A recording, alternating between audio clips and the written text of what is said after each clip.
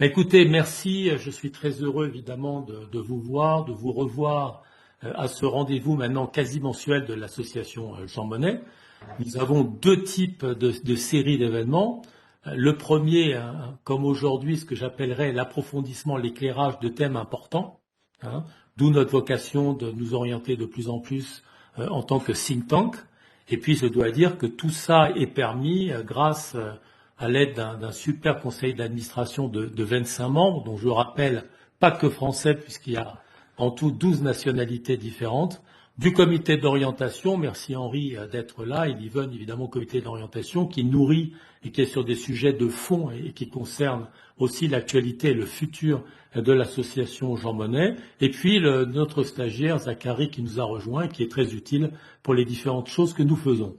Les prochains thèmes à indiquer, je profite tout de suite, ça sera la politique extérieure de l'Union européenne avec, j'espère que je n'ai pas changé le titre, l'intitulé de la conférence que donnera le professeur Triulzi avec le soutien de Sophie Marie.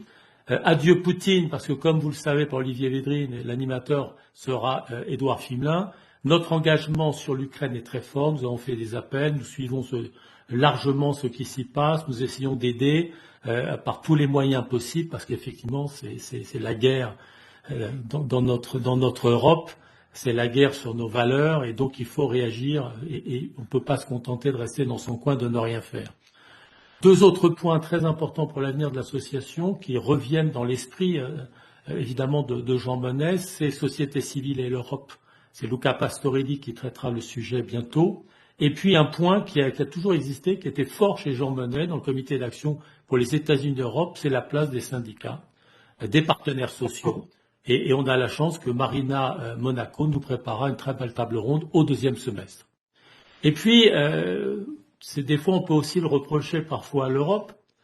Nous ne sommes pas un nombril, donc c'est intéressant de voir quel est le regard porté par nos amis d'autres pays sur l'Europe. Et on a eu deux très belles tables rondes déjà. Un sur la vision des États-Unis, des Américains sur l'Europe, sur la Tunisie, donc deux très belles conférences. Et puis les deux prochaines, parce qu'évidemment il faut voir les différents continents et ce n'est pas terminé, le Mexique avec le soutien de César Guerrero, la Côte d'Ivoire par Mohamed Diawara, mais je sais que nous pensons déjà à l'Inde, au Japon et autres. Donc je crois que je ne vais pas être plus long parce que le sujet d'aujourd'hui est très riche, il est d'une très très grande actualité, à la fois ça allie le passé, c'est recomprendre d'où on vient, quels sont les éléments d'aujourd'hui et surtout c'est les grands débats d'actualité, que ce soit crypto-monnaie, où on est effectivement l'union bancaire, comment ça se passe au niveau international. Donc merci beaucoup aux différents intervenants d'être ici et merci à Yvonne d'assurer l'animation. Merci Philippe.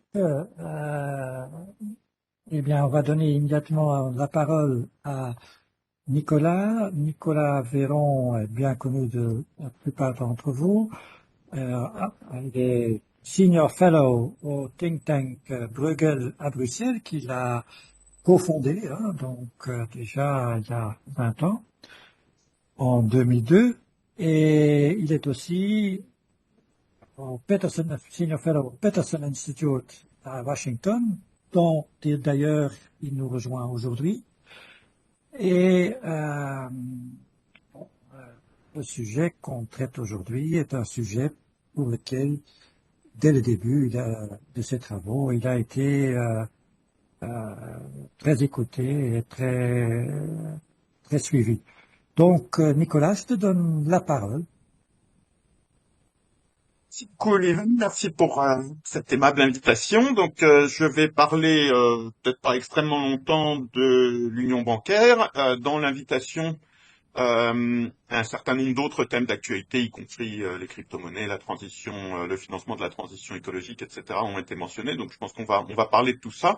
Mais dans mon intervention initiale, je vais me restreindre à l'union bancaire puisque c'est le titre que nous avons choisi. Comme c'était mentionné dans le texte de l'invitation, ça s'inscrit dans un travail que j'ai commencé l'an dernier, qui n'a pas encore abouti, mais qui devrait aboutir à un essai qui, j'espère, sera publié à la fois par Bruegel et par le Peterson Institute, qui est un essai un peu rétrospectif sur l'union bancaire, sa genèse, sa naissance et une forme d'évaluation à date. Les remarques que je vais proposer sont pas très orientées sur la genèse ancienne, ce qui s'est passé au moment du traité de Maastricht, etc. Mais je vais parler du moment de décision sur l'union bancaire qui a eu lieu il y a un peu plus de 10 ans et de ce qui reste à faire. Donc, qu'est-ce que c'est que l'union bancaire? C'est une expression qui est relativement précise par rapport à d'autres expressions du même type en matière d'intégration européenne. C'est un projet qui a commencé en 2012. Personne ne parlait d'union bancaire avant l'extrême fin de l'année 2011. C'est pour l'expression, mais également pour le projet. L'idée que la zone euro ait besoin d'un complément à l'union monétaire au sens strict en matière d'intégration du secteur financier et pour ça d'intégration de la surveillance financière dans la zone euro est une idée qui est ancienne, qui a été très vivement discutée dans la séquence qui a conduit au traité de Maastricht notamment, mais même évidemment précédemment. Les premiers éléments de cette discussion remontent aux années 60. Et donc c'est une idée qui est à la fois nouvelle et ancienne, mais dont la discussion a été précipitée par la crise de la zone euro, et notamment par la détérioration de la situation dans la zone euro tout au cours de l'année 2011, dans lequel on est passé progressivement d'une crise qui affectait des pays de manière isolée, à commencer par la Grèce, ensuite l'Irlande, le Portugal, à une crise qui a été comprise dans le courant de l'année 2011 comme une crise systémique et qui allait au cœur et pas seulement à la périphérie de la zone euro et de son architecture. Quand on parle d'union bancaire, on parle à la fois d'une aspiration qui est celle d'un secteur bancaire unifié en termes de politique publique pour la zone euro. Pour être plus précis, on parle du découplage entre les conditions du secteur bancaire et les conditions de crédit des États. Donc l'idée est de rompre ce qui a été identifié pendant la crise de la zone euro comme ce qu'on a appelé le cercle vicieux État souverain, voire cercle infernal ou doom loop en anglais. L'idée qu'en fait on s'est rendu compte pendant la zone euro, ce qui d'ailleurs n'avait pas été anticipé très bien par les critiques de la zone euro dans les années 90 et 2000, mais qui est devenu un fait d'évidence à partir de 2009 et surtout de 2010 et 2011, le fait que selon qu'une banque était dans un État membre de la zone euro considéré comme fragile ou plus solide, les conditions d'accès de cette banque au financement et au refinancement étaient très différentes. Et plus la crise s'intensifiait, plus cette corrélation entre crédit des banques, au sens du crédit auquel les banques ont accès, pas seulement celui qu'elles peuvent distribuer, et crédit des États, plus cette corrélation était forte, aboutissant inévitablement à une fragmentation de l'espace financier de la zone euro, qui donnait l'impression, avant la crise, avant 2008-2009, d'être assez bien intégrée, mais qui était en fait une intégration de façade, puisqu'elle n'était que la réflexion du manque de préoccupation des investisseurs par rapport à la soutenabilité financière des États membres. Et dès lors que la soutenabilité financière des États membres, le risque de défaut est devenu un sujet, d'abord en Grèce, puis dans d'autres pays à partir de la fin 2009, en réalité même à partir de début 2009, puisque les premiers éléments de cette corrélation banque-État sont apparus dans le cas d'Irlande, fin 2008, début 2009. C'est à ce moment-là que l'espace financier de la zone euro a commencé à se fragmenter, et donc on a eu ce cercle vicieux banque souverain. Donc l'union bancaire, pour revenir aux questions de vocabulaire, à la base, c'est l'idée de rompre ce cercle vicieux, et ensuite cette idée se décline en projet de politique publique. Le premier de ces projets, c'est l'intégration de la surveillance bancaire à l'échelle européenne, qui est maintenant réalisée depuis 2014. C'est une réalité sous l'égide de la Banque centrale européenne. Donc c'est ce qu'on appelle aussi en jargon la surveillance bancaire européenne ou le mécanisme de supervision unique, Single Supervisory Mechanism. Le deuxième projet, ça c'est le premier projet, la surveillance bancaire, surveillance prudentielle, détermination des exigences de fonds propres, et suivi de ces exigences, y compris en termes d'octroi ou de retrait de licence bancaire, qui est maintenant dans les mains de la BCE. Deuxième projet qui est par opposition au premier inachevé, c'est l'idée d'une approche intégrée pour la résolution des crises dans le secteur bancaire et ce qui va avec la garantie des dépôts bancaires, qui a connu quelques éléments de mise en œuvre, mais de manière très imparfaite, très partielle, et dans le cas de la garantie des dépôts, même seulement embryonnaire ou pas du tout, puisque ce qu'on a aujourd'hui dans la zone euro, c'est une harmonisation partielle des conditions de garantie des dépôts d'un État membre à l'autre, mais pas de mise en œuvre d'une garantie des dépôts européenne. Je pense que certains d'entre vous sont familiers avec les aspects techniques de ce dossier. La Commission européenne, sous Juncker, a proposé un projet législatif en ce sens en 2015, mais qui n'a pas connu de mise en œuvre. Donc l'union bancaire, pour revenir à la définition, c'est une vision d'un système bancaire intégré. C'est un moyen un peu plus technique qui est la rupture du cercle vicieux banque souverain. Et en entrant plus dans la technique, c'est une série de politiques publiques, la surveillance intégrée qui est aujourd'hui mise en œuvre et la résolution intégrée des crises bancaires qui ne l'est pas vraiment, même si certains éléments ont été réalisés. Alors pour rentrer un peu dans le détail de tout ça, mais sans prendre trop de temps parce que je voudrais laisser l'essentiel de notre temps à la conversation entre nous, je voudrais revenir sur le moment de décision sur l'union bancaire, parce que je crois que c'est peut-être ce qui est le plus pertinent pour ce format de discussion au sein de l'association Jean Monnet, et aussi pour rattacher ça à la mémoire de Jean Monnet et à son action pour l'Europe. Ça a été un moment assez exceptionnel, assez intéressant en juin 2012, qui, de mon point de vue, attend encore son récit de référence. Et c'est aussi un peu pour ça que je me suis engagé dans le projet auquel je faisais référence tout à l'heure, d'avoir un peu un regard rétrospectif avec retard. Il y a eu quelques éléments de récit journalistique et d'études notamment en matière de sciences politiques sur cet épisode. Il a été mentionné par un certain nombre des livres qui ont été écrits sur la zone euro, notamment celui d'Olli Rehn, mais toujours un peu comme une action annexe par rapport à ce qui était le cœur du chaudron, le four de la cuisine, ou je ne sais pas quelle est la bonne métaphore, qui était la crise grecque.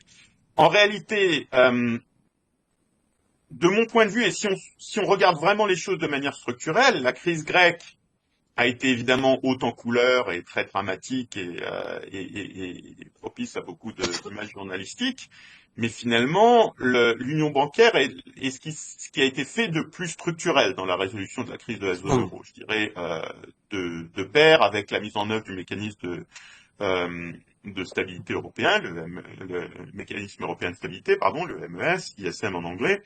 Mais même le MES, comme vous le savez, n'est pas intégré dans les institutions de l'Union européenne. C'est un accord intergouvernemental annexe aux institutions, alors que l'union bancaire, elle, est pleinement intégrée dans le cadre institutionnel, juridique et de politique publique de l'Union européenne. Donc si on cherche à regarder les instruments structurels qui ont été utilisés pour résoudre la crise et l'héritage de cette résolution de crise en termes de changement structurel dans l'architecture de l'Union européenne, l'union bancaire est un élément très fort de ça, plus que dans le récit de crise au jour le jour. Et au fond, je pense qu'on peut dire aussi que la mise en place de l'union bancaire, même si c'est peut-être quelque chose qui donne lieu à débat, a été le moment clé de la résolution de la crise de la zone euro et de la survie de l'euro. En d'autres termes, malgré le caractère plus haut en couleur des tribulations grecques, y compris dans l'épisode de 2015 avec Tsipras, le référendum et tout ça, le moment où l'euro a été le plus à risque, c'est probablement le moment de fin 2011, début 2012, lorsqu'il y avait la plus forte corrélation du stress sur la dette souveraine, notamment dans des grands États membres, principalement l'Espagne et l'Italie, qui sont d'ailleurs deux cas très différents l'un de l'autre. Et c'est le moment où l'euro a été le plus proche de l'éclatement et de la fin de ce projet. Et je crois que si on s'en remet au témoignage des principaux acteurs, y compris les chefs d'État et de gouvernement, dans la mesure où ils ont donné des témoignages sur ce sujet, ce qui n'est évidemment pas le cas de tous ou de toutes.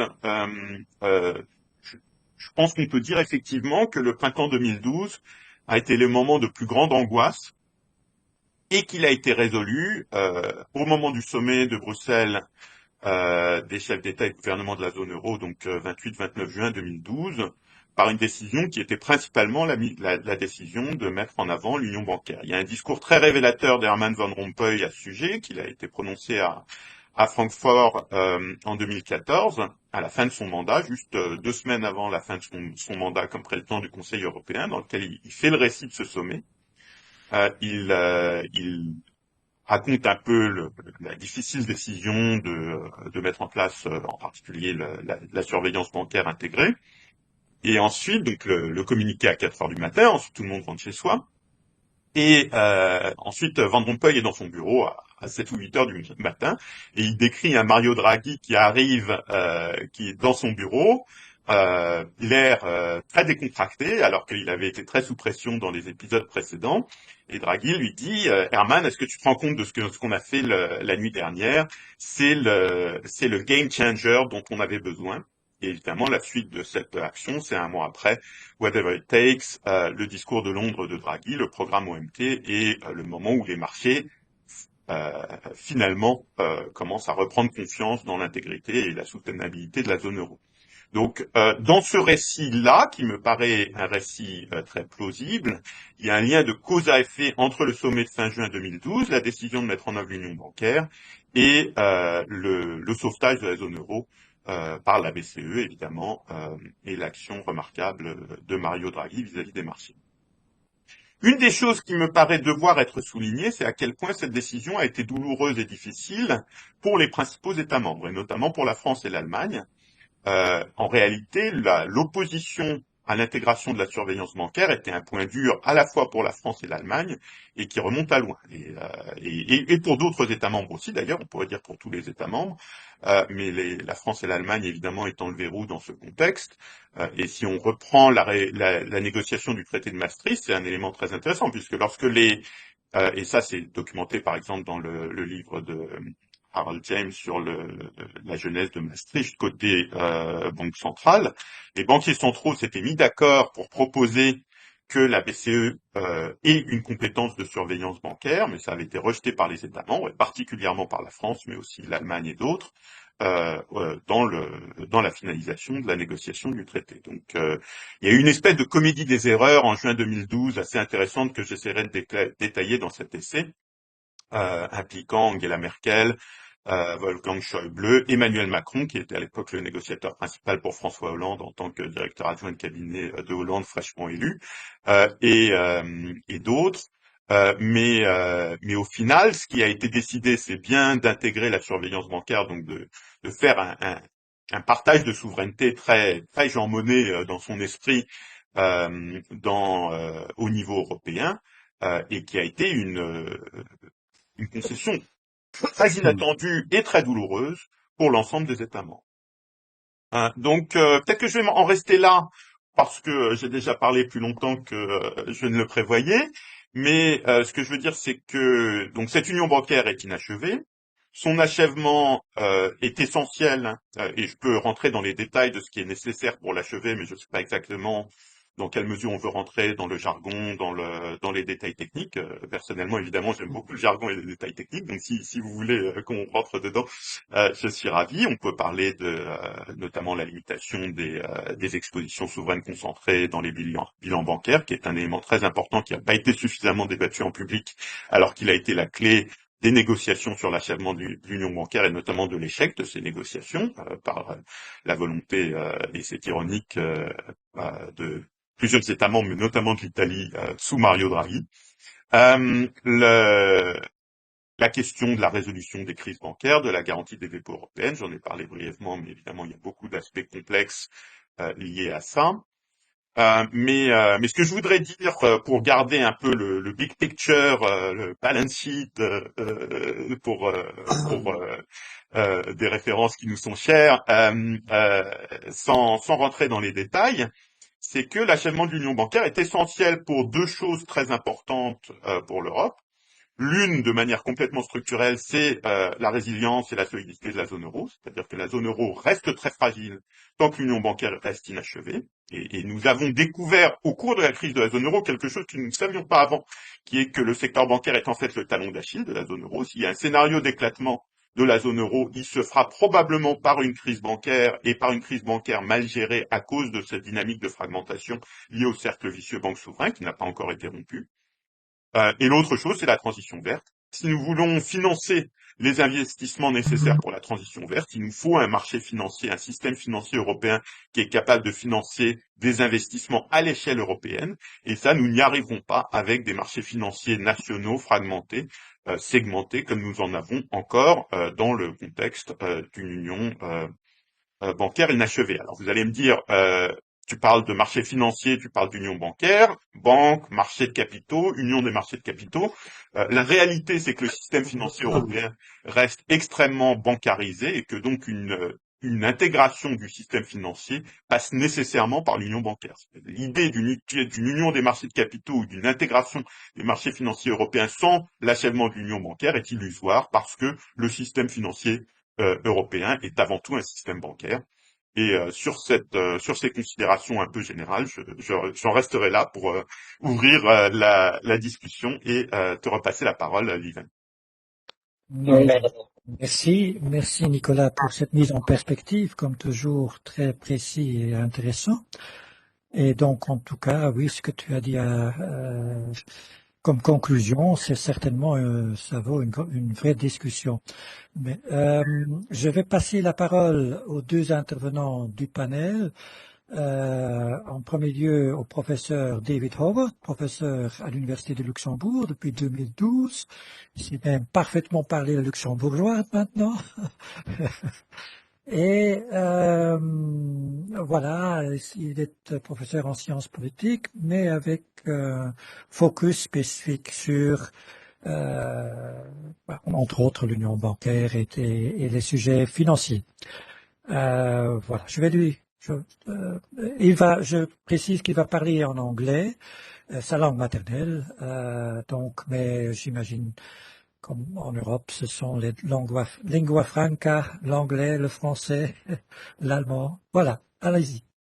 Ouais, d'abord, veuillez accepter mes excuses que je fais cette intervention en anglais, mais certains mots techniques m'échappent, surtout en l'union bancaire.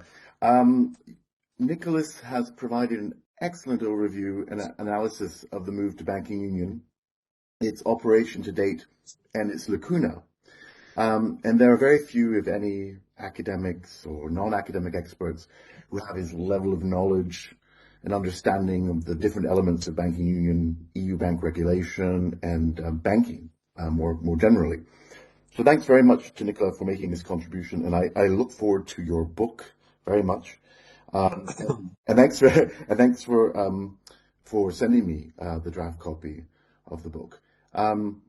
So having said that, I will dare take a marginally different take on the development of banking union, and notably on what's happened since 2012. So in that sense, I'm adding hopefully value added to the presentations today as well.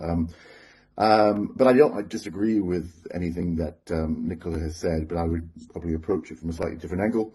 And I would argue that the separation of banks from national government influence is far harder politically than Nicola appears to willing to accept in his piece. And he does in places, and notably on supervision, appear to have perhaps an arguably somewhat too positive vision on what has been achieved in developments, although, I broadly share what he writes, as I said earlier. We have seen repeatedly the importance of the ongoing bank sovereign nexus, notably but not only in Italy. And further, we see this ongoing nexus in all areas of banking union, with regard to the single supervisory mechanism, the single rule book, the EU resolution rules and the BRRD, the Bank Recovery and Resolution Directive, and the operation of the single resolution mechanism, the fiscal backstop, to the SRF, the ESM's role in direct recapitalization of banks, as Nicola notes with great clarity, and also on the debates on EDIS, the European Deposits Insurance Scheme. Of course, a divergence in our appraisal stems in part from a perception of a glass that is half full versus a glass that is half empty. And on the SSM, Nicolas writes that prudential supervisory framework, or the prudential supervisory framework centered on the European Central Bank, is effective and essentially complete. However, I would argue that the ECB, of course, supervises the Union's largest banks, but according to national rules, because notably because the Capital Requirements Directive still allows for considerable margin of maneuver, and the joint supervisory teams that supervise each bank continue to rely heavily on national supervisors and expertise. So clearly there's an ongoing harmonization and forms of experimentation that Nicola mentions the work of Jonathan Zeitlin. However, options and national discretions remain despite the ECB's efforts to remove them. And in my own research, I found that where national supervisors have more margin of maneuver, as on SREPs, this is the supervisory review and evaluation procedures that Nicola also discusses in his paper. I think in those areas, harmonization is indeed more likely, but there's some areas where there's still some resistance. But where governments retain control, there is a resistance to harmonization. For example, the definitions of non-performing loans, which remain diverse in banking union. So then there's an important debate to be had about the extent to which the single supervisory mechanism is in fact single. And I very much agree with Nicola's analysis that the ECB's management of bank supervision has been a great success. However, he fails to present any criteria for success, simply saying that perhaps Nicola might disagree with me, but simply saying that there was massive failure in the run-up to the last financial crisis doesn't necessarily set a clear list of criteria for success. And he also argues that there's only been one major case of disagreement, breaking it out into the public domain. However, I would think that public disagreement is a terrifically high bar to set for a sign of significant disagreement on the operation of bank supervision. And it's clear to me that, from my own research, that most supervisors, most of the time, certainly do not want to air their dirty laundry in public. The Italian case, again, suggests, I would think, great desperation and even arguably government pressure with regard to capital requirements, bank capital holdings. And again, I should stress that there are strong pressures in favor of the harmonization of bank supervision, in both the European Central Bank supervision of significant institutions and also in the national supervision of less significant institutions. So I see the SSM as one of the, if not the most important steps forward in European integration in the 21st century. And Nicola notes that very clearly as well in his piece. However, there are ongoing significant tensions created by ECB supervision according to national rules and ongoing and likely persistent divergence in ECB and national supervision, which should not be ignored. And in my own interviews with numerous joint supervisory team members and national supervisors highlight this ongoing divergence, as much as the experimentation and harmonization emphasized by other researchers, such as Jonathan Zeitlin. So, and again, please stop me if I start running over, just say stop.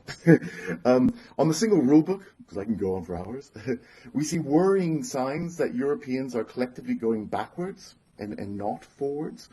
With the fifth iteration of the EU capital rules, we see a dangerous push by some member states, and notably Germany and France, to dilute these rules further, allowing de facto increased national margin of maneuver.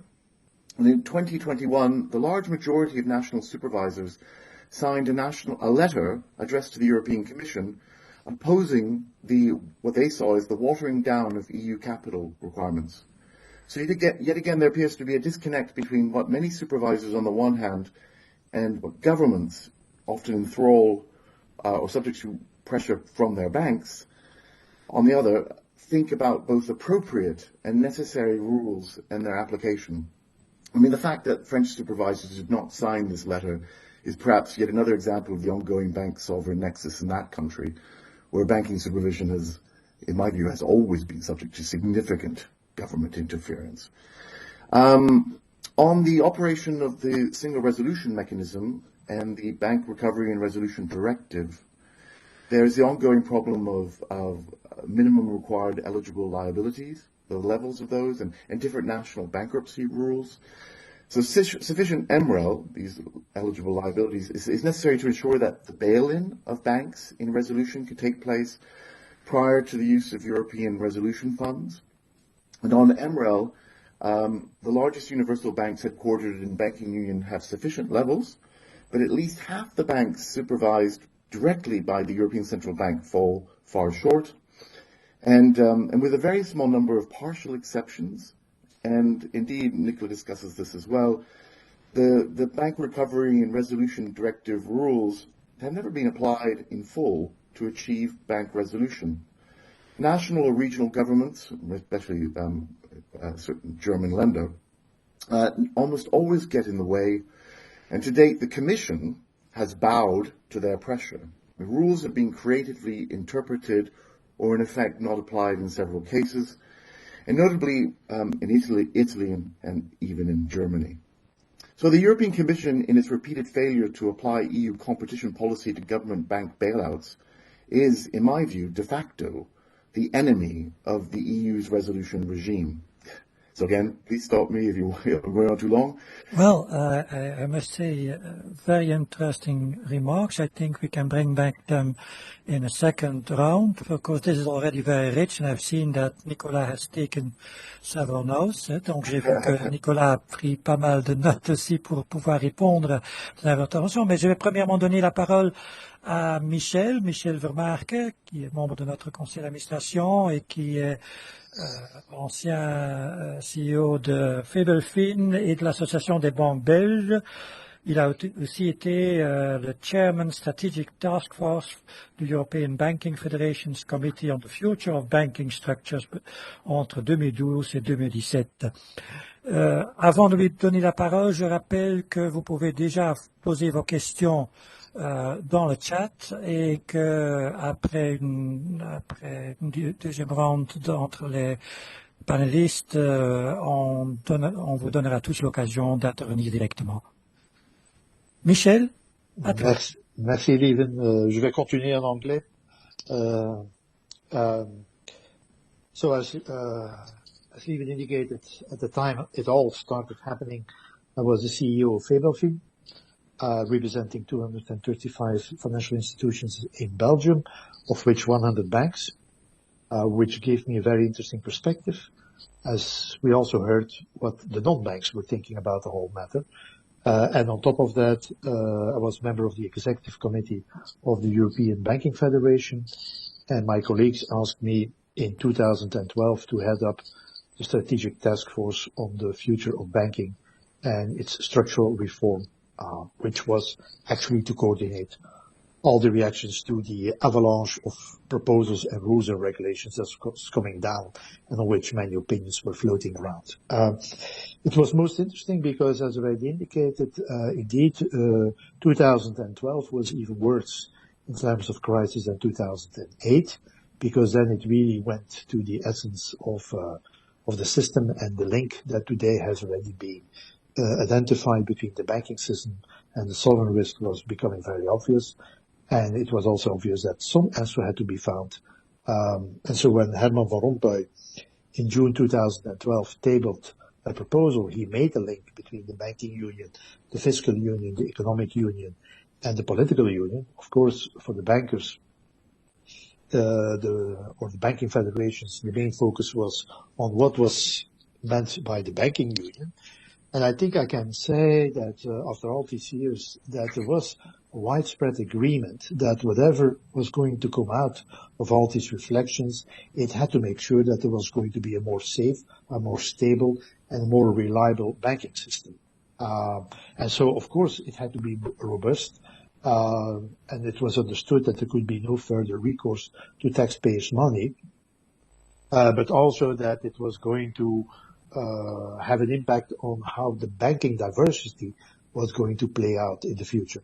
So when all this was on the table, and Professor Howard said, okay, but maybe we should also define what is success of a banking union. Let me share some of the criteria that, from a banking federation perspective, one was looking at. First of all, of course, it was the whole setup of new regulation. Obviously, we were moving out of an area of principle-based legislation into a new area of rule-driven regulation with tightened supervision, and this at the European level. This was unknown territory, and there was a concern that the avalanche of rules and regulation was going to be hard to digest, hard to manage, and hard to adapt the different business models. I think within hindsight, one can indeed overall say that the preventive side, the prudential side, has been remarkably well put in place. Let's not forget that the single supervisory mechanism was put in place within less than 30 months and was up and running. At the beginning, many were skeptical that this was going to happen. And as it was done, this was not just to put a function in place. This was making sure that these functions were being resourced, that there was a relationship being established between the ECB that was going to take that function and the national supervisory authorities, that a single rule book was established. And something we do no longer talk about, but which was making people quite nervous, was this first round of stress tests. Stress tests on themselves were giving a lot of people stress. So all that was being done. One of the questions I would have is, afterwards, was the cost of doing it at all the most efficient? Is the compliance cost reasonable, or could certain aspects have been done differently? And also a concern that always was the issue of proportionality. It was one thing to come up with all these new rules and a single rule book, but there was a major concern amongst the smaller banks, the specialized banks, that this was going to be, at the end of the day, more targeted towards the large systemic institutions, and the large systemic institutions that were then again of the opinion that maybe they were going to be targeted more. So what would be your opinion today? I do not know, because I'm no longer in the sector. I'm now an independent board member in several companies, also outside the financial industry, and an advisor to some people. But so that was a first concern. The second concern was, were the banks going to be able to carry on their core business? At the time, there was a lot of reference that maybe we should move towards an American system, whereby the financial markets are largely doing the financing of the economy. But in Europe, a lot of the financing of the economy is being done by the banks, and they do so based also on the deposits. And when I look at the recent facts and figures of the European Banking Federation, it looks like the European banks are still doing their part. But on top of that, now they also have to do the transition, the digital agenda, the climate change. So that might be another factor to look whether all these changes that have been made still allow the banks to assume their core business, and also allow Europe to strengthen its strategic autonomy, which might be of interest for a Jean Monnet public. Another consideration that was being looked at was competitiveness. There was a major concern that the profitability would be getting a hit, and that as banks are dependent on financial markets, that the cost of their capital was going to be very difficult to ensure, and thereby that the competitive disadvantage was going to be created. On top of that, this was necessary to secure this key role of financing the economy. Also, let's not forget, more than almost 3 million people were working in the banking sector in Europe. Let's see, today, that's now about 2.3 million. And another issue that was linked to profitability was how was it going to impact the dynamic in between the banks in Europe and between the European banks and the non-European banks, and also the investment banks and other kinds of banks. Again, I'm no longer in a position to talk about the industry, but if one is looking at success, it might be worthwhile to look at how has this all been impacting the competitiveness of the European banking sector internally and externally. And of course, there are potentially also larger scopes to be looked at, like, again, what is the fiscal policy? How does it tie to fiscal policy, political union? And I would want to conclude on a thought I always had in mind. A wise man once told me that today's problems have been caused by yesterday's solutions. So maybe today's solutions are going to cause tomorrow's problems. And that, again, is maybe to be considered. Are we successful? Are we making sure that we are not causing new problems for tomorrow? Thank you, Michel, as always, with a nice quote, which has a lot of, which shows a lot of sense of reality. En effet, est-ce que la façon dont on va sortir des problèmes actuels, ou la manière dont on va avancer dans l'union bancaire, est-ce qu'elle ne posera pas de nouveaux problèmes? Je pense qu'on peut être sûr que ce sera le cas. Mais bon, les problèmes sont toujours là pour trouver une solution. Et je pense que surtout le cadre de la discussion dans lequel les discussions peuvent se dérouler est très important. Et une discussion comme ce soir peut aider en effet de montrer le contexte et d'avertir qu'on fasse davantage attention à ce qui peut nous attendre. Nicolas, tu as bien suivi, j'ai vu, et donc il y a plusieurs questions qui sont revenues vers toi. Est-ce que je vais te donner la parole à ce niveau-là? Oui, sans prendre trop de temps, puisque je vois d'autres membres distingués dans l'audience, et donc j'aimerais bien avoir leur point de vue également. Mais juste sur cette question du succès, d'abord, je crois qu'il y a deux éléments à bien séparer analytiquement. L'un, c'est le succès de l'union bancaire, l'autre, c'est le succès de manière plus limitée de la partie surveillance prudentielle qui, comme on en est bien d'accord, est la partie la plus aboutie de cette construction. Donc sur le succès de l'union bancaire, on en revient à la dynamique du verre à moitié plein, à moitié vide ou deux fois trop grand, comme dit la célèbre blague d'ingénieur. L'objectif affiché de l'union bancaire, c'est la rupture du cercle vicieux banque souverain. C'est la fameuse déclaration des chefs d'État et de gouvernement de la zone euro du 29 juin 2012 qui dit « We affirm that it is imperative to break the vicious circle between banks and sovereigns ». Donc, contrairement à d'autres politiques européennes, voilà une politique dans laquelle l'objectif et le critère de succès a été très clairement affiché, répété à plusieurs reprises. De ce point de vue-là, l'union bancaire n'a pas encore atteint son objectif. On peut dire que le cercle vicieux a été atténué par ce qui a été fait jusqu'à présent et notamment par la surveillance bancaire européenne, mais ce cercle vicieux existe toujours, ça a été mentionné, et donc pour l'instant l'union bancaire est inachevée, elle n'a pas atteint son objectif proclamé. À l'inverse, pour le mécanisme de surveillance, la supervision bancaire, le SSM, quel que soit le MSU, quel que soit l'acronyme qu'on veut y mettre, pour ma part, je garde l'expression qui est utilisée à la BCE, donc surveillance bancaire européenne, European Banking Supervision.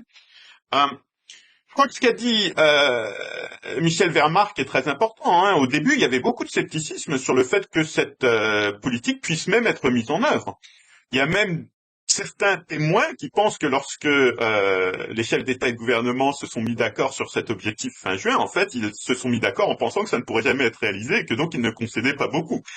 Donc il y a eu une espèce de miracle de la mise en œuvre de cet engagement qui a été mise en œuvre de manière extrêmement complète dans une procédure qui est l'article 127.6, donc par unanimité du Conseil, y compris les Britanniques. et qui a quelque chose de tout à fait remarquable et singulier. Et de ce point de vue-là, je vais revenir pour un instant sur les points sinon de désaccord, du moins de qualification qu'a mentionné David Horvath, parce qu'il me semble important de les couvrir. D'abord, qu'est-ce que c'est que un critère de succès pour une autorité de surveillance prudentielle? Pour ma part, je m'en tiens à l'absence d'échec. C'est-à-dire que je pense que c'est un peu comme, je sais pas quoi, les organisations en charge du renseignement. On entend parler d'eux que lorsqu'il y a un gros cafouillage, et normalement ils sont là pour ne pas faire parler d'eux.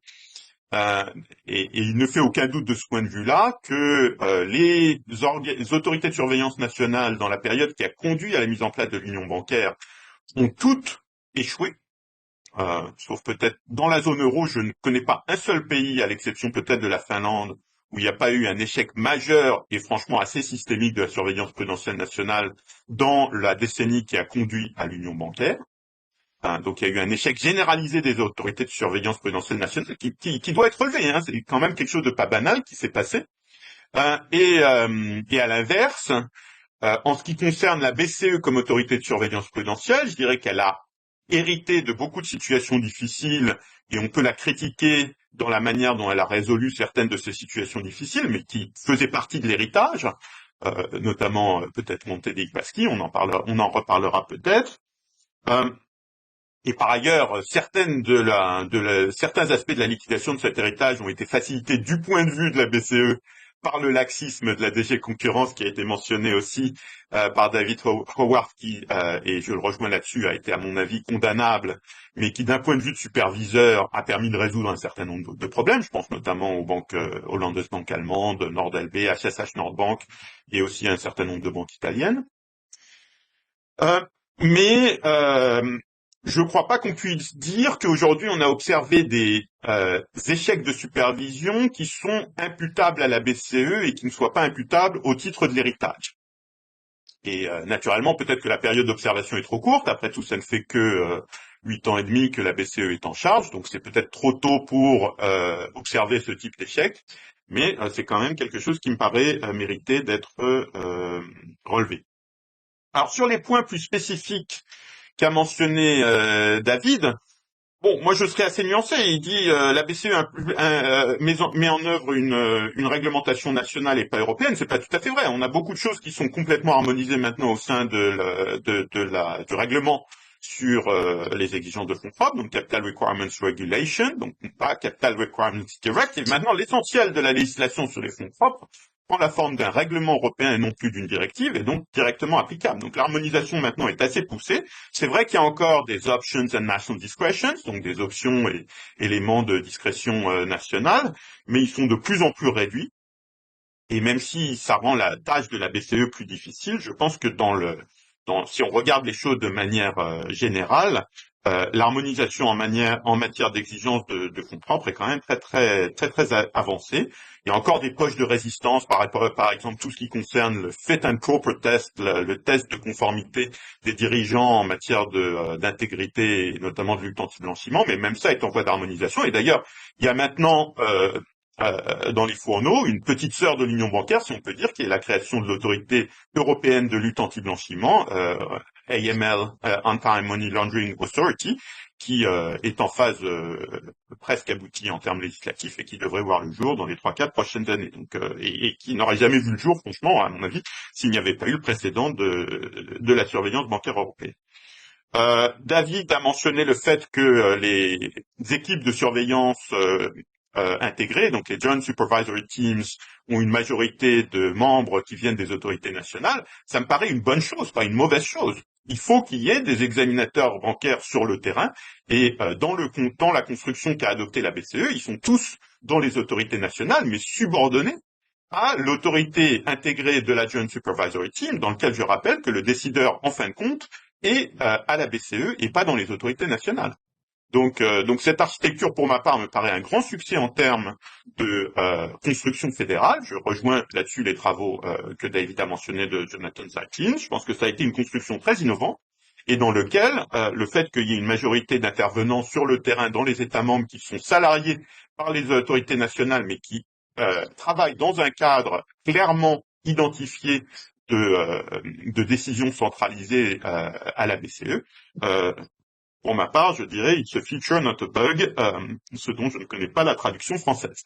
Alors c'est vrai que le schéma est un peu plus décentralisé pour les banques plus petites, les less significant institutions. Je rappelle que prises tout ensemble, ces less significant institutions représentent moins de 20% du total des actifs bancaires dans la zone euro, et que d'ailleurs plus de la moitié de ces moins de 20% sont le cas très particulier des systèmes de protection institutionnelle allemands, dont on peut parler, qui est d'ailleurs très important pour l'équilibre politique de l'ensemble, mais qui en fait correspond à une surveillance un peu plus intégrée, comme on a vu d'ailleurs ces dernières années avec les interventions conjointes, ce qui m'a surpris, de la BCE et de la BaFin allemande sur l'architecture des mécanismes de protection institutionnelle, et notamment celui des célèbres caisses d'épargne allemandes. Un sujet qui me passionne et dont je serais ravi de parler plus avant, notamment si Pervenche m'en donne l'occasion. Je lui tends une perche. Enfin, pour ce qu'a mentionné David, la résistance à l'harmonisation, par exemple, dans le cadre de la définition des très non performants, des non-performing loans, c'est vrai que c'est un gros sujet, mais c'est un sujet sur lequel il me semble beaucoup de progrès a été accompli au cours des 10 dernières années grâce à la mise en œuvre du mécanisme de supervision unique. Et donc, je pense que de ce point de vue-là, la direction est très claire et c'est une direction d'harmonisation et d'intégration. Je m'en arrête là. Une fois encore, je parle plus longtemps que je ne le souhaiterais, mais tous ces points sont importants. Tout à fait, tout à fait. Et je salue entre-temps Madame Berès, qui nous a rejoint presque depuis le début. Et je suis sûr qu'elle prendra la perche que tu lui as tendue, parce que c'est en effet un sujet passionnant. Je laisse peut-être premièrement encore brièvement l'occasion de réagir à David et à Michel aux derniers propos de Nicolas, et on passe ensuite à tout le monde pour le débat, et on pourra aussi élargir aux défis actuels qu'on répète partout, hein, le Green Deal, on est aujourd'hui un an clair. Donc voilà. David, if you could. Well, thank you. And as I said earlier, I definitely support Nicola's analysis and argument. I think I can add it, but again, I take a slightly different. I do appreciate the accomplishments of banking union, of course I do, and the single supervisory mechanism. But again, I suppose often one finds what one goes to look for, right? And clearly, I appreciate the successes of harmonization and the development of a supervisory banking culture, but there clearly are ongoing differences, and that may be difficult to overcome. So in the long term, but I also want to make a note that the literature on banking supervision and the history of banking supervision shows that the preferred model of supervision at the national level has changed frequently, and often following crises, right? So this is there are several different models of national banking supervision, right? And so the danger here is that within the euro area, and now including a few non-euro area member states, well, not at least Bulgaria and Croatia, which has just joined, of course, the euro area, through closer cooperation provisions. Well, this is the idea of this Dirk Schoenmaker's triangle of incompatibility or financial trilemma. The idea that that if we want bank market integration, and we cannot keep, and we want financial stability, therefore we cannot retain national control. But and he presents this in a book, which is applied. I should note that he applies this to the international level, not the European level per se. But he has a few pages at the end of his book where he does speculate that this would work probably better obviously at the European level, where there are institutional precedents for that. But of course, the problem is that financial stability is a chimera. It cannot be controlled. It's not a nice, neat trilemma, as in the Mundell-Fleming monetary trilemma and so on. So I think it's somewhat problematic to assume that pushing control over supervision to the supranational level is going to lead to some sort of great, massive improvement in financial stability at the European Bank with regard to banks. And I would support that. I say it's for legislation or EU regulation, further EU regulation needs to be developed. And I've written a book recently that's just come out with Oxford University Press I've called my own book, on bank structural reform. And, of course, there was a proposal by the Liikanen Committee of wise people to move towards significant structural reform of the large banks to tackle the too big to fail problem. And the argument was that structural reform was essential. And indeed, Michel Barnier, when he was at the Commission, he also insisted that structural reform was essential to break, initially he insisted upon this, to break the problem of too big to fail, and also this problem of the sovereign bank nexus or link, tie-up. But a few years later, of course, that legislation didn't go anywhere, and it died, and it was cancelled in late, I guess, it was shelved in October of 2017, I think. It's the year. And sadly, a few countries adopted symbolic reforms. France has a very weak reform on structural reform that nowhere approaches the British or American reforms. The Germans also adopted a highly symbolic reforms. The Dutch went nowhere with their reforms. And arguably because the committee considering reform was dominated by bankers, with due respect to those present. What's interesting, so EU legislation failed, and indeed the Commission's line on too big to fail and structural reform changed radically. And some would be I think there's a good reason to be cynical about this. Because by 2018, the Commission insisted that structural reform was simply not important, and that it was resolution rules, having clear resolution rules at the European level was essential, and that was enough. Whereas, of course, 3-4 years earlier, it insisted that both had to progress hand in hand. So I would emphasize that we can't just rely on institutional reforms. There's a tendency to do so with the focus on some of these elements of banking union, and it's important as well to focus very much on regulatory developments at the European level. Some of which have been completely sidelined for the moment and have little chance of being put back on the agenda. Thank you. Alors, Michel. Well, a lot has been said. Yes, David is right that at the beginning the concern was also whether we're going to have a structural reform, and it was felt within the banking industry that one was best lending support to a regulatory reform or a legislative change towards regulatory reform and a new supervision framework. And this also had to do, and I think it is important when one is looking at the success of the banking union.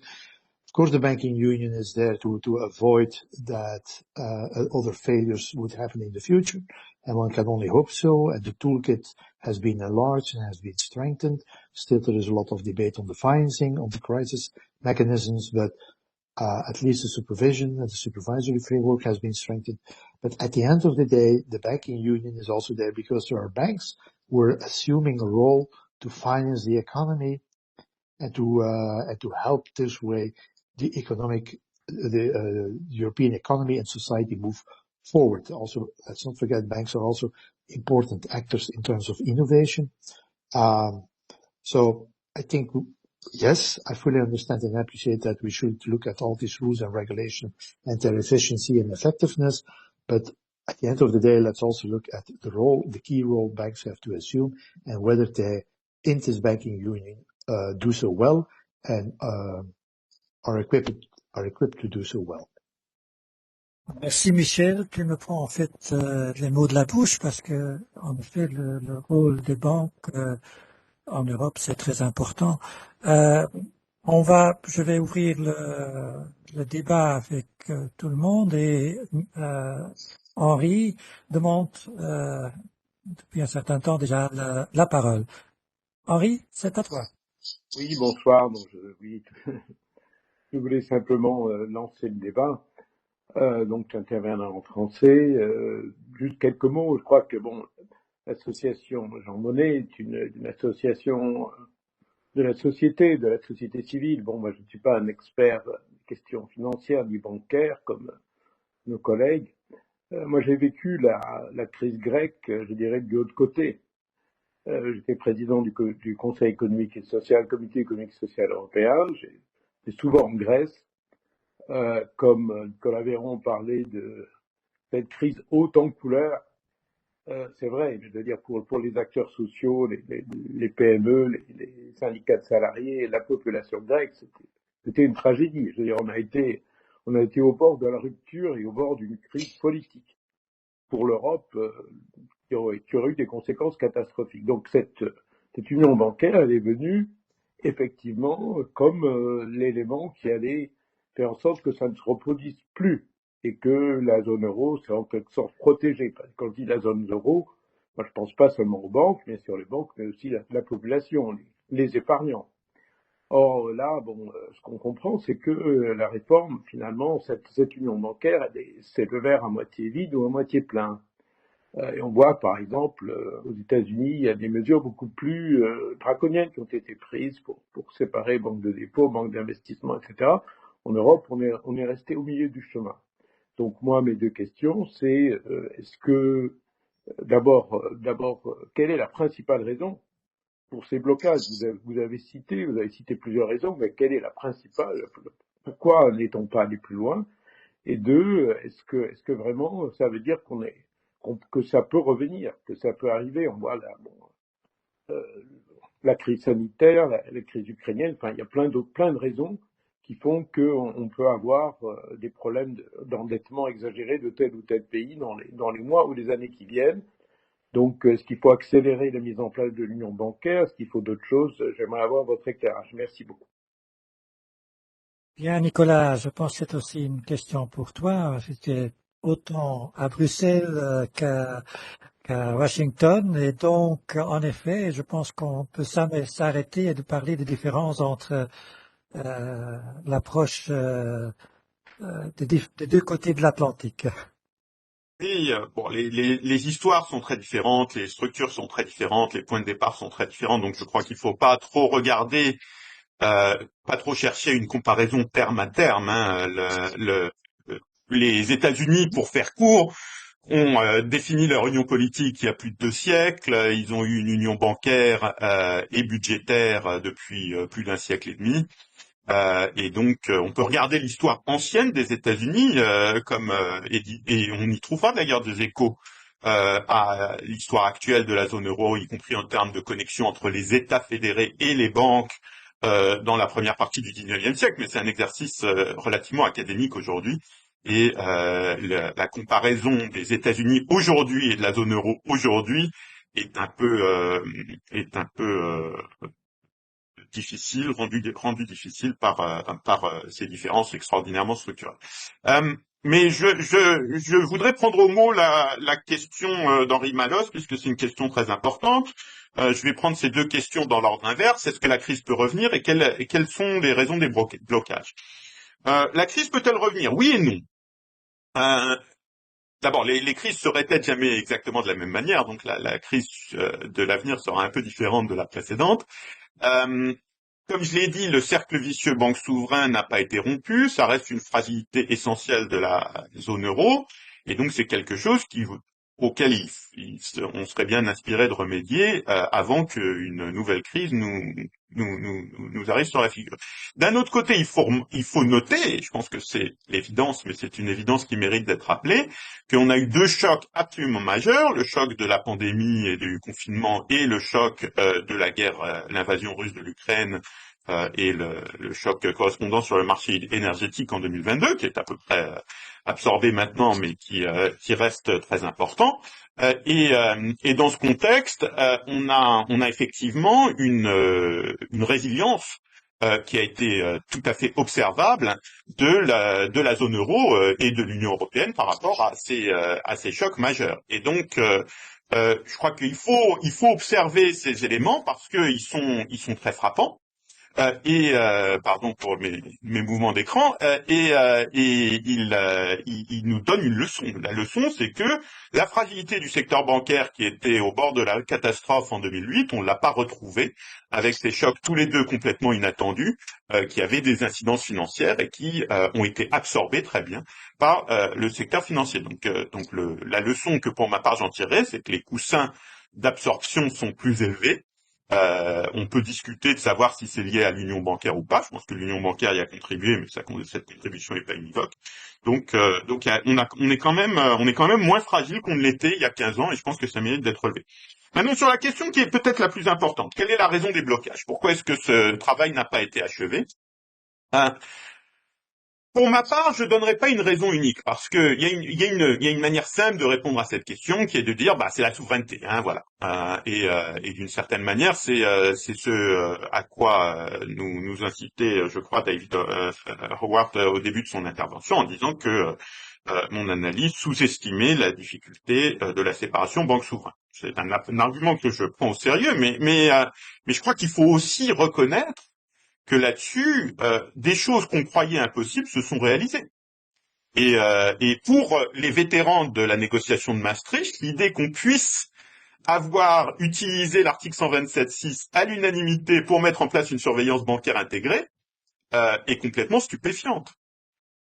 Et de même, je dirais, pour des vétérans de la crise de la zone euro, le fait qu'en 2020, sous le choc du Covid et du confinement, on ait pu mettre en place, même de manière temporaire, un programme d'emprunt de l'Union européenne géré par la Commission, impliquant des transferts explicites de solidarité entre États membres pour faire face au choc de la pandémie, et que ce plan, en plus, est la signature non seulement de l'Allemagne, mais de l'Allemagne dirigée par Madame Merkel. C'est tout à fait insoupçonné et incroyable, puisque les gens qui connaissent le mieux Madame Merkel, jusqu'à la fin de l'année 2019, au début de l'année 2020, il y a une chose qui considérait qu'il avoir été complètement établie, c'est que Madame Merkel ne serait jamais d'accord avec un plan de cette nature. Donc, je pense qu'il faut qu'on soit aussi lucide dans notre optimisme que dans notre pessimisme. Il faut qu'on soit lucide sur le fait que des verrous qui semblaient être insurmontables ont été surmontés. Et pour ma part, et c'est là qu'on peut évidemment discuter des détails, mais mon sentiment, c'est que l'achèvement de l'union bancaire est politiquement moins difficile que ce qui a déjà été réalisé. C'est pour ça que je considère le verre comme plutôt à moitié plein et pas à moitié vide. Je pense que le verrou de la souveraineté sur la surveillance prudentielle était le verrou principal, et ce qui reste à réaliser, qui se heurte évidemment énormément de résistance, d'inertie, d'intérêts particuliers, d'intérêts de boutique à la fois public et privé, mais en matière de garantie des dépôts, de résolution des crises bancaires, et je l'ai mentionné, c'est très important, de réduction des expositions souveraines concentrées des banques, ça paraît du jargon, mais c'est un des points clés de la manière dont les banques participent au financement des États et au cercle vicieux banque souverain. Ces éléments sont difficiles, sinon ils auraient déjà été résolus. Mais ils me paraissent moins difficiles que ce qui a été accompli en 2012. Merci pour ce message optimiste. J'avoue que là, je ne suis pas sûr qu'on pourra que ça se réalisera si facilement, parce que c'est toujours comme ça. Les dernières pierres, même si ce sont des petites pierres, sont les plus difficiles à être réalisées. Ça ne peut pas dire difficile au niveau de contenu, mais difficile à conclure, je dirais, pour finaliser. Je serais ravi si Madame Berès voudrait bien intervenir et réagir aussi. Je suis sûr qu'elle a des réactions aux différentes interventions.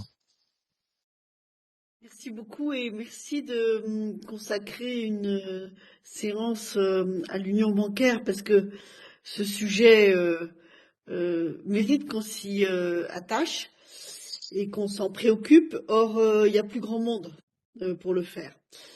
Et c'est pour ça que je pense que Nicolas a tort quand il dit que ce qui reste à faire est moins difficile que ce qu'on a fait. Parce que ce qu'on a fait, on l'a fait sous la pression de la crise, de la nécessité absolue de sauver et les systèmes bancaires et les banques et quoi d'autre, et in fine l'euro. Et tout ça a totalement disparu. Et en plus, les banquiers ont acquis un argument absolument terrible, redoutable, qui est de dire, regardez, comment est-ce qu'on a passé et la crise de la Covid, et la crise de l'énergie, et maintenant la guerre en Ukraine. Rien de tout ça, on a des matelas tellement confortables que rien de tout ça ne nous atteint, et même vous devriez nous les alléger un peu, ce qu'on a fait avec une négociation qui s'engage sur la mise en œuvre de Bâle 3, qu'ils appellent Bâle 6, 7 ou 8, je ne sais plus, et qui est grotesque. Bon.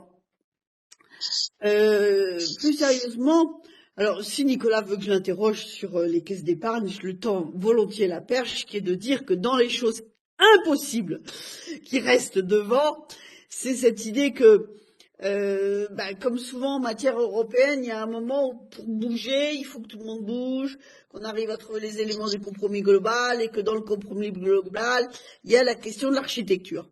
Et qu'on ne touchera pas à la question de l'architecture si on laisse un pan entier, même s'il représente que 20% des actifs européens, hors du jeu. Et d'ailleurs, ce hors-jeu, alors là, je rentre sur un point de détail, mais c'est pas l'objet principal de mon intervention sur lequel je voudrais intervenir. Mais je remarque quand même que dans les choses qui sont en train de se mettre en place,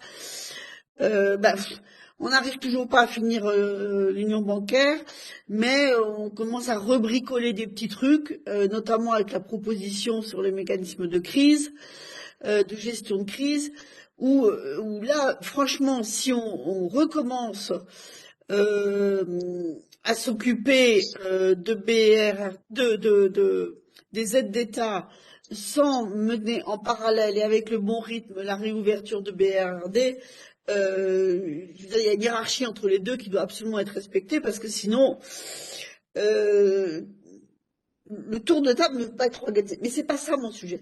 Mon sujet, il est double. L'union bancaire, on l'a fait pour la sécurité et la stabilité des marchés financiers européens, pour les sauver. Bon, c'est plus le sujet. Mais maintenant, je trouve que le sujet, et la raison pour laquelle je continue à m'intéresser à ce sujet, sans parler de la CMU qui n'est pas à l'ordre du jour, c'est la question du financement, de l'investissement, de l'économie, de la transition dont on a besoin. Et maintenant, on n'est plus dans l'équation de la sécurité. On l'est potentiellement si ça repète un jour, mais le sujet, c'est que on a aussi besoin de cette union bancaire et de son volet architecture dont on vient de dire un mot, parce que sinon, on ne sait pas ni financer la transition dans laquelle nous sommes, que ce soit la numérique ou l'énergétique et environnementale, et on ne sait pas recouvrer une forme de souveraineté sur ces sujets. Et du coup, puisqu'on n'a pas cette architecture, puisqu'on n'a pas cette union achevée, on a cette situation folle où l'épargne est sans doute, alors je n'ai pas les chiffres, vous êtes beaucoup plus fort que moi dans ce domaine-là, mais l'épargne européenne n'a quasiment jamais été aussi importante, et elle ne sert à rien, ou très peu, marginalement, à l'économie européenne. Je vois que Michel hoche de la tête, mais enfin, et je parle même pas d'IRA, hein, mais je pense que les vecteurs pour permettre une bonne distribution de l'investissement sur l'Union européenne mériterait d'avoir une architecture. Il n'y aura pas d'architecture européenne intégrée sans union bancaire. Sur l'histoire de la rupture du souverain, c'est le chat se mord la queue. Il n'y a pas de rupture de comportement sur le souverain parce qu'il n'y a pas de confiance, parce qu'il n'y a pas de solidarité. Et ça, c'est et donc là vraiment on est dans un truc totalement pervers. Or, le momentum politique n'est pas autour de la table. Et moi j'ai cru à un moment que l'histoire du Next Generation EU allait nous aider. Et il nous a pas aidés, et il nous aide pas pour 3 raisons. La première, c'est qu'en fait, on est passé d'une logique du plan Juncker qui faisait de l'argent public un levier pour le financement privé, à un système où on était tellement content d'avoir l'emprunt commun qu'on ne sait plus préoccupé de la mobilisation de l'investissement privé et donc de l'achèvement de l'union bancaire et de l'union des marchés des capitaux. Deuxièmement, on s'est un peu occupé de réforme des marchés financiers, mais plus du tout sur l'angle l'union bancaire parce que c'était trop pourri, trop sclérosé, et on a développé une taxonomie, une CCRD, une SFDR, enfin, toute une logique, tout un vocabulaire sûrement très utile, mais qui résout pas notre problème fondamental des conditions de financement. Et la troisième raison, je l'ai oubliée. Mais donc moi, j'ai un peu envie de poser la question à nos invités. Comment on débloque? Parce que on peut dire techniquement ce qui reste à faire et moins, mais le momentum politique n'est plus là. Et ce qu'on a développé en fait, on a pris une autre route sur d'autres chemins qui nous éloignent de cette union bancaire dont je continue à penser qu'on a vraiment besoin. Hein. Voilà, je suis désolée d'avoir pris un focal un peu plus large, mais c'est Non, celui c'est dans lequel absolument, l'union bancaire absolument. m'intéresse. Je pense que c'est Maintenant que la stabilité est atteinte comme outil pour avoir un financement de l'économie européenne et des défis qui sont devant nous à la hauteur. bon, c'est parfait que vous avez élargi le terrain parce que j'ai vu aux réactions des différents intervenants qu'on va donner tour à tour à nouveau la parole, qu'ils sont très pressés à réagir. Michel, j'ai vu peut-être. Oui, donc, enfin, tout d'abord, toutes mes interventions aujourd'hui sont à titre personnel et je suis plus représentant du secteur bancaire, mais je crois que Madame Pervenche-Berger a raison. Dans ce contexte du débat autour de l'union bancaire, il faut bien qu'on réfléchisse sur comment est-ce que nous allons financer la transition de notre économie et de notre société privée. Ce n'est pas que, enfin, j'étais au moins d'avis que l'épargne n'est pas de l'argent dormant. Par exemple, en Belgique, les 250 milliards, 300 milliards d'euros en termes de dépôt étaient permettaient entièrement de financer l'économie belge, à la fois les prêts hypothécaires et le financement des petites et moyennes entreprises. Ceci étant dit, les banques européennes ont un rôle à jouer dans le financement de la transition. De ce que j'ai compris, cette volonté existe. Et évidemment, quand on parle de l'union bancaire, ce serait bien également de s'engager dans un débat avec le secteur et de voir comment, à la fois les pouvoirs publics, les autorités publiques et le secteur bancaire, on puisse aller de devant.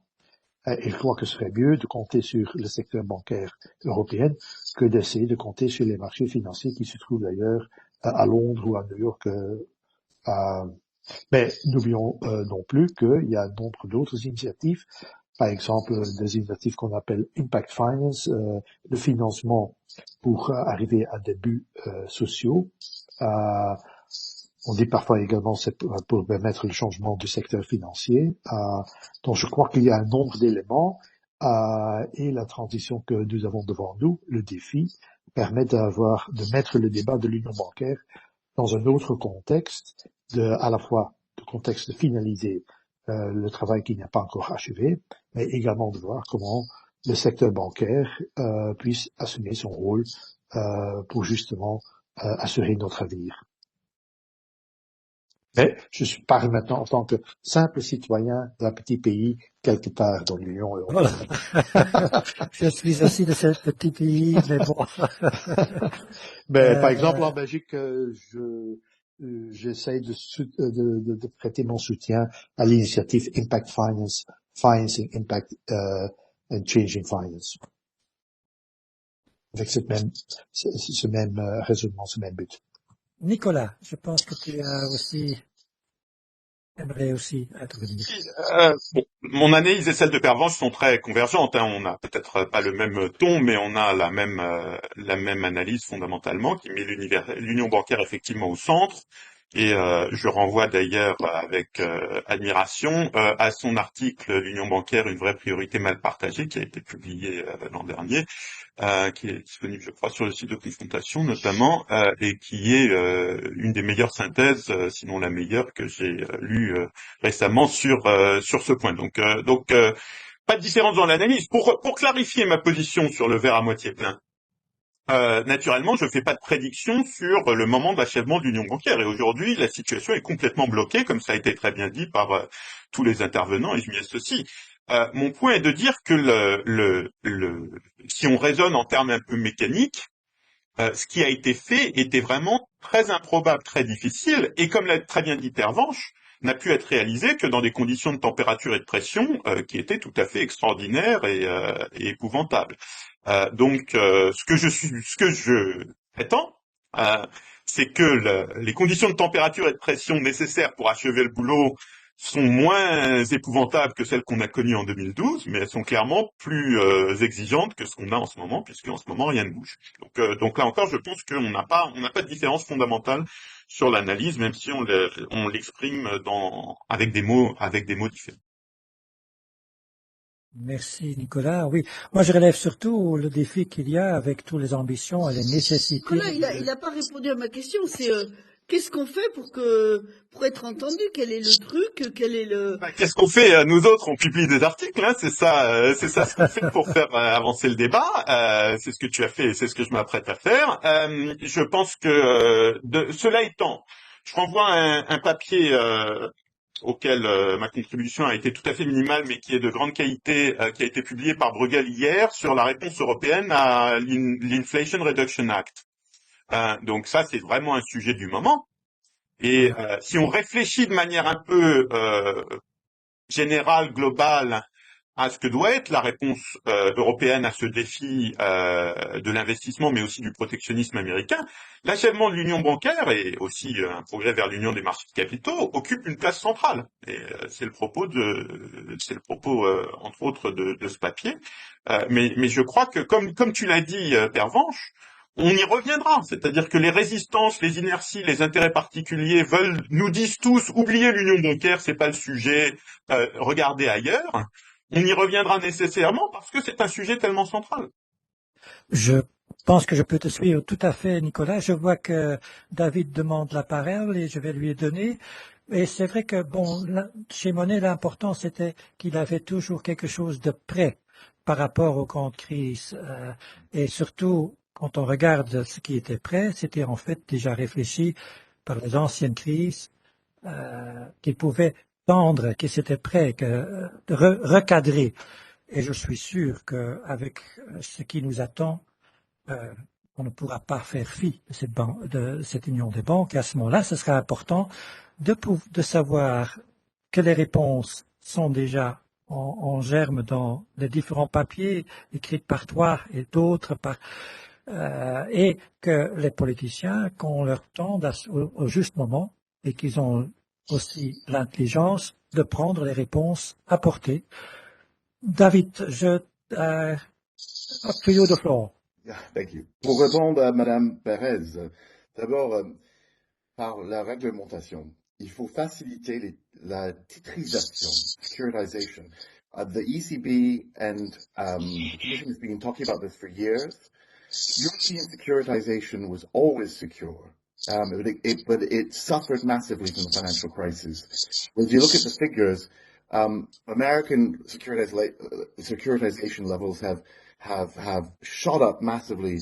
They were hit badly by a lack of confidence for obvious reasons, in the aftermath of the financial crisis for good reasons. But they've shot up back again, and hopefully they're better regulated, better managed, and they're better, more transparent in terms of, not just pushing assets off balance sheet and so on. It can be a plus. In terms of getting banks to lend to the real economy, it seems securitization is absolutely vital. Nothing else. There's a danger in Europe of too much public finance pushing out all these options for private finance. Having said that, the ECB and the Commission clearly have not made much headway with regard to encouraging securitization. And also a more general point about the blockage and so on is that this returns us to a point made much earlier. Some academics, especially political scientists, see the European Union as always failing forwards, and thus reaching a series of suboptimal compromises to push European integration and supranationalization further, but never going far enough to create a robust framework that can effectively resist both shocks, be they asymmetric or symmetric. So unfortunately, I would argue that we are unlikely to see significant further progress in banking union until another significant systemic crisis erupts. And one final point, and one thing that I noticed Nicolas Véron doesn't discuss at all in his otherwise excellent paper, and fair enough, it's not his focus. I would think it's that some academics insist that economic ideas do still matter here, and not just the interests of banks or member state governments or the financing of the real economy. And these ideas shape both the politics of banking union and policy preferences of a number of member states. For example, notably, German moral hazard concerns stemming from a persistently prevalent ordoliberalism in Germany are found more or less, varies of course, in most Northern European member states, the so-called new Hanseatic League member states and so on. Now these concerns are very present in German policymaking on most elements of banking union. And there's a concern that regarding moral hazard created for both banks and for sovereigns. And these concerns shape the reluctance of most German Christian Democrats and liberals, for better or worse, with regard to progress in a number of areas of banking union, and notably on EDIS. However, it would be problematic to suggest that these concerns are absent in the ranks of the current government, particularly in the Social Democratic Party and elsewhere on the left. So I think it's tackling straight ahead the moral hazard concerns that exist in many of these member states, to unpeeling them, because often I think, and I have a PhD student working on this actually, a very clever PhD student, who's actually unraveling what moral hazard means in the context of banking union, because it's not always obvious, and the meaning of moral hazard or the implications of moral hazard are never spelled out by economists, because it's a concept that comes from the insurance economics, right? And it was just adopted and I've spoken to quite a few academic economists about this as well. So I think if you want to make progress as well with regard to banking union and some other areas of economic governance, I think it's very important to go to the heart of the ideological dimension here and tackle these moral hazard concerns that exist. Yeah, that's certainly very clear. We are approaching very much the end, and I believe that Nicolas has to leave really at 7:30. So I see Michel is still asking for the word, and I know that also, and I would love to have also a reaction from Umberto, who has been very silent. Normally, he's very active. So J'ai beaucoup de questions à poser aux collègues. Je trouve que ce que j'ai entendu, c'était très intéressant. Très intéressant mais vraiment, j'ai trop de choses à dire. Et il faudrait commencer à parler de la crise de 2012, la raison par laquelle on est entré dans des problèmes terribles et qui n'en sont pas, on n'a pas trouvé de solutions maintenant. Mais je trouve aussi qu'il faudrait parler de financement des petites et moyennes entreprises. On a des problèmes de financement en Italie, comme dans beaucoup de pays européens, et le système bancaire ne marche pas. Ce n'est pas un système qui marche très bien dans beaucoup de pays. Donc, il faudrait vraiment penser à une réforme structurelle du système bancaire. Mais je crois que c'est pas facile à achever. Pas facile. Moi, je m'occupe d'économie réelle. Donc, du moment qu'il faut trouver de l'argent pour aider les entreprises à financer les investissements, donc il faut lier, dans quelque façon, l'économie réelle avec le financement. Et les banques sont très importantes, mais ils ont perdu leur fonction originelle. Oui, c'est vrai que ça fait partie de la différence entre les deux rives de l'Atlantique. on doit vraiment clore le débat. Mais je voudrais dire que, bon, je tiens aussi, c'est un peu dur de tout résumer, mais je peux annoncer en tout cas que au début juillet, on aura un séminaire d'un week-end à la Maison Jean Monnet, qui est dédié à la prospective, au forecasting, et je suis sûr que dans ces discussions, il faudra prendre avec tous les éléments de ce qu'on a discuté aujourd'hui. On a fait un tableau de ce qui existe, on a vu où se trouvent encore quelques problèmes, mais c'est vrai qu'on a eu peu de temps pour discuter en effet de le relier avec les défis qui sont devant nous, le Green Deal et tout le reste. Voilà, merci beaucoup à vous tous. Je sais qu'il y avait encore des questions, mais je suis sûr que vous allez pouvoir, entre vous autres, avoir des contacts directs. Un grand merci et à la prochaine, donc dans un mois, comme Philippe l'a annoncé en début de notre réunion.